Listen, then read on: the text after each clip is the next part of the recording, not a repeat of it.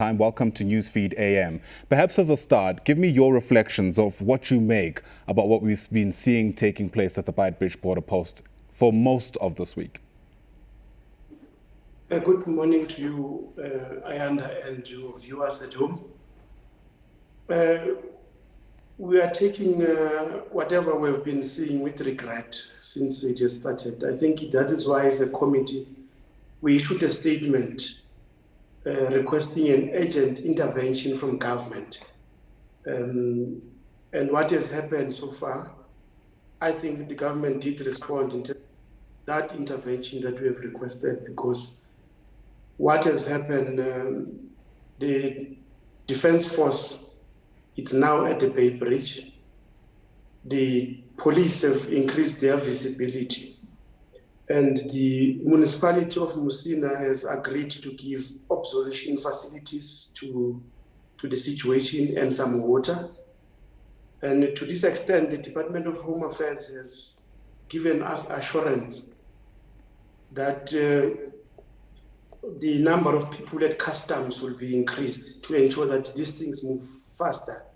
And the Department of Health has also now, to this extent, increased the people who are dealing with this rapid testing. The DG of Home Affairs is also working from the side of Beitbridge, and is able to give us on a 2-hour basis the development of what is happening. So the situation is quite improved, but we're worried about when these people come back on the 4th. So we are calling on the department to make sure that it puts serious plans to make sure that when these people come back, we don't have the incidences that have already been reported to the public. Right. The interventions are good and well, but, to many families, there'll be cold consolation. According to the Road Freight Association, 4 people have actually lost their lives while waiting in those queues, which had to be endured under very difficult circumstances. Do you think something like this should have happened to begin with? No. I think it should not have happened. We have had discussion with the department and said they should have foresaw this kind of a thing, because Beitbridge, it's one of the most important port of entry, not only in terms of what is happening now, but the Africa Free Trade Agreement, it will have its force multiplier through the Beitbridge. But we're also quite aware that in terms of the departmental plans, there is a program that is coming in, what we call one-stop border post. We have requested that they frustrate that program so that come the Easters who are done with this, and who are unable to face this thing. By the way, Ayanda, we want to say condolences to the families that lost their life. As the Committee of Parliament, we are still waiting for the comprehensive report on what might have happened on each of those who lost their lives. And we will then hold all those who are accountable, all those who are responsible accountable as the Oversight Committee of Parliament. Mr. Bongo, from what you know, how many of the challenges that we're seeing over this past week were actually new, outside of those presented by the COVID-19 pandemic? You will know that the COVID-19 has been very devastating to all of us in the country. And what has happened now, because we're not only looking at the Beitbridge area, we're also looking at the Mozambique side and looking at the Swaziland side. There are quite minor incidences that relate to the issuing of the documents and this rapid test issue. But the Department of Health, together with Home Affairs and the entire cluster, security cluster, it's on board in terms of ensuring that we are able to come up with an orderly and systematic way of dealing with the situation at hand. I believe that South Africa didn't consult Zimbabwe. If they did consult Zimbabwe, I think there was no argument between these two countries. And at the same time, we don't really understand why Zimbabwe failed to open their borders. What is it that they didn't have, that they have now to reopen their borders? Because according to our statistics, we have got members who died trying to cross into Zimbabwe through an undesignated point of entry, which is Limpopo River. And we have a record of 21 people who died between the 7th of December to date. And we have 11 people who died, on the queue trying to cross into Zimbabwe. And we also have 4 truck drivers who died on the queue trying to cross into Zimbabwe as well. Yeah. Mr. Bongo, if I can bring you into the conversation now, it does raise an interesting dynamic to the conversation, doesn't it? What do we know as a matter of fact about what actually led to these delays? No, thank you very much, Ayanda. I think partly I agree with what Dennis is saying, that the other side of Zimbabwe it is reported that there is construction and there are some minor problems. But we've decided as the committee that we'll have to go and do oversight around these 2 related issues. But as I've said earlier, that we think what will resolve the problem is the one-stop border post that will be first implemented in Beitbridge and Libombo. So I think that's what we are going to push, that it must be implemented, because once we have a one-stop border post, it means a person who wants to go to the other side will stop only once. You will not stop the side of South Africa and stop the other side of Zimbabwe. You will just stop once. And this will enable what I initially said, the Africa Free Trade Agreement, because it will have to flow from these 2 important border posts. And you'll note, Ayanda, that we have recently, as Parliament and the President has assented to this Act, Border Management Authority Act, which the department must now begin to implement.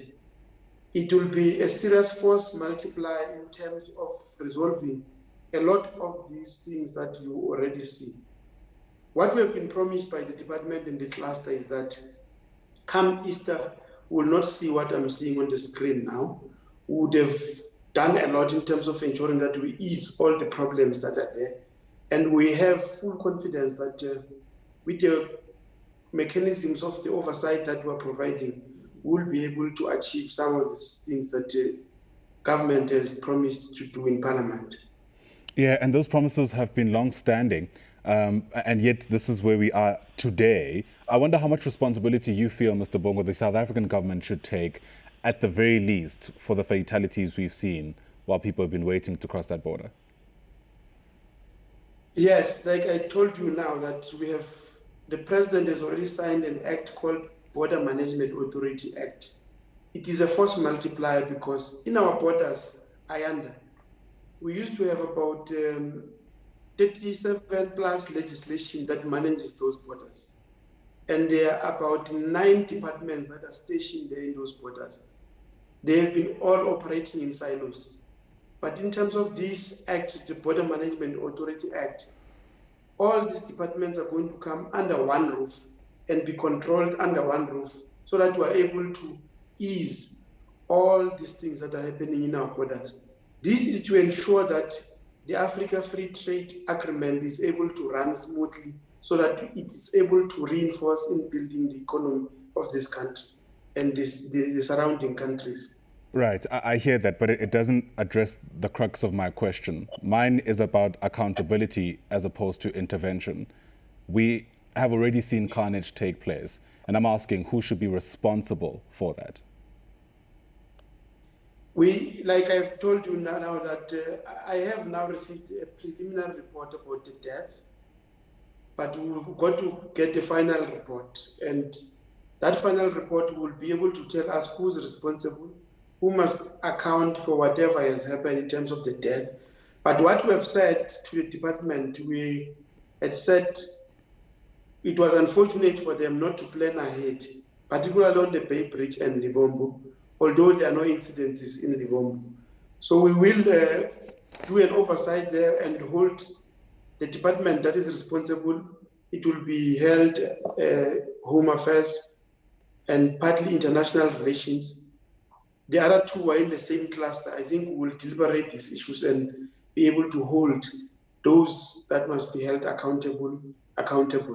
All right, Mr. Juru, can I bring you back into the conversation if I can? I mean, we've heard what the essentially Parliament in South Africa is saying about this issue, and perhaps what it brings up are some of the systemic matters that are still unaddressed till this point. And it's a pity that it took what we've seen over the past few weeks or few days for us to start speaking meaningfully about that. From the work that you do as an association, what are some of these unchecked inefficiencies that are still existent, opening us up to the kind of crisis situations we've been seeing at the Beitbridge border post?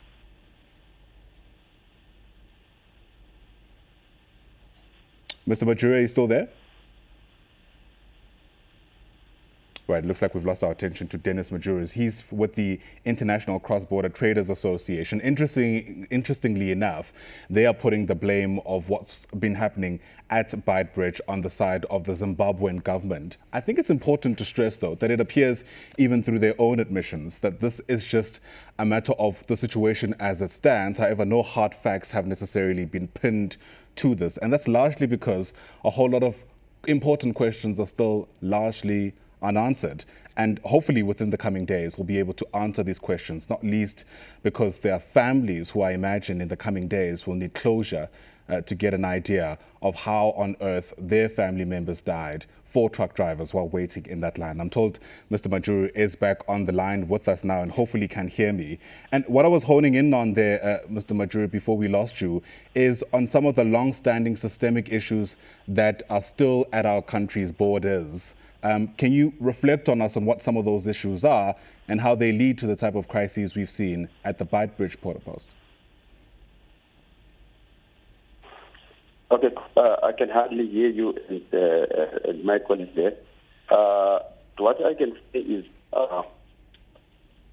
congestion at Beitbridge border post is normal always, but this time around it was a bit different because there was no bus ferrying Zimbabwean residents.